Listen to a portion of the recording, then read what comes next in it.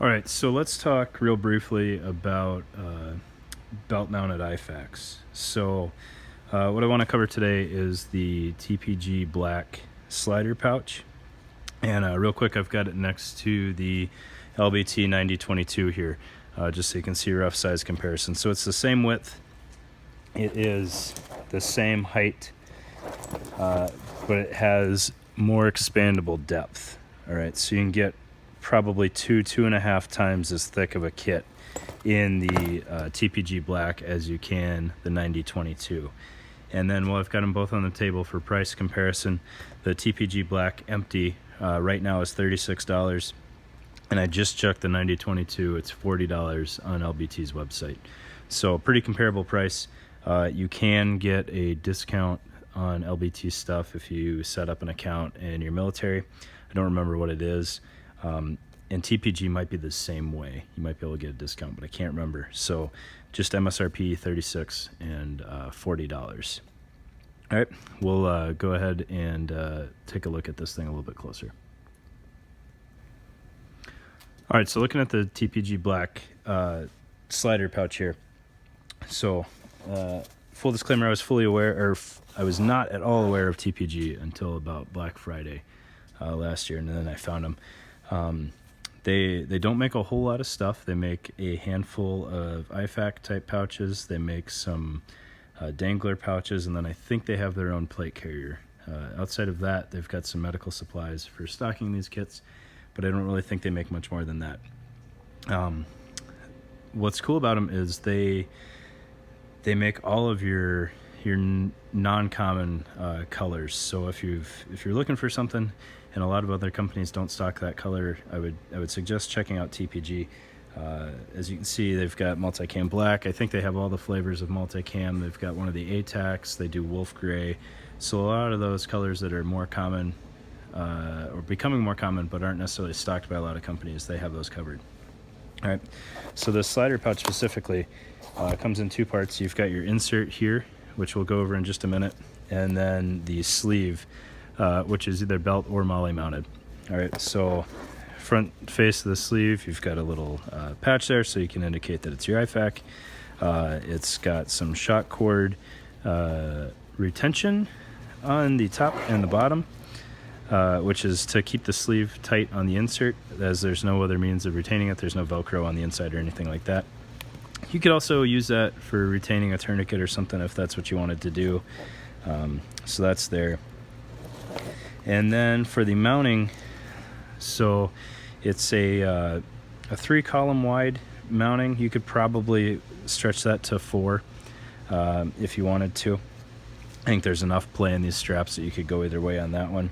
And then there is a belt sleeve here. I don't know, I don't think you could fit a 2-inch belt in there. Definitely not a 2-inch belt with any kind of rigidity to it. But I was able to shove this 1.5-inch ferro belt in there without taking the buckle off. So I would imagine a 1.75, which is pretty common, should be doable, but you'd probably have to take the buckle off first.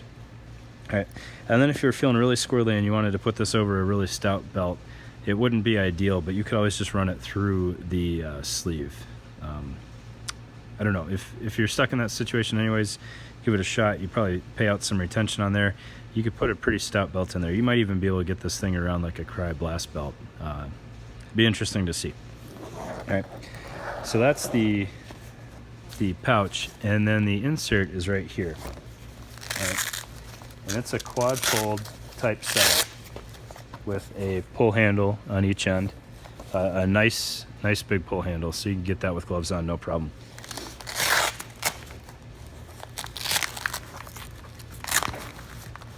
And then once you get this thing all paid out, you can see it holds a good bit of stuff. So they sell this as either an empty pouch or a full kit. If it comes with the full kit, they have a tourniquet in there. I'm not huge on having tourniquets in my IFAK because I want to be able to get to that potentially with missing limbs, and I think it's just easier to carry them elsewhere. But you could definitely have a spare IFAK in there, and that wouldn't be a problem. All right, so what I've got in here, and again, this is not how to pack an IFAK. This is just what I've got in mine, and there's definitely things that I can improve upon, but this is what I pulled out to stick in here. So I've got 2 times quick clot gauze. I've got an airway and a packet of lube. 4-inch emergency dressing, 2 chest seals, some gloves, a IV start kit, and 2 decompression needles. All right. It looks like I broke my lube in there, so I'll have to clean that up. You know, it fits a good bit of stuff. It fits it in there in a manner that makes a lot of sense. But there is probably one thing I would change.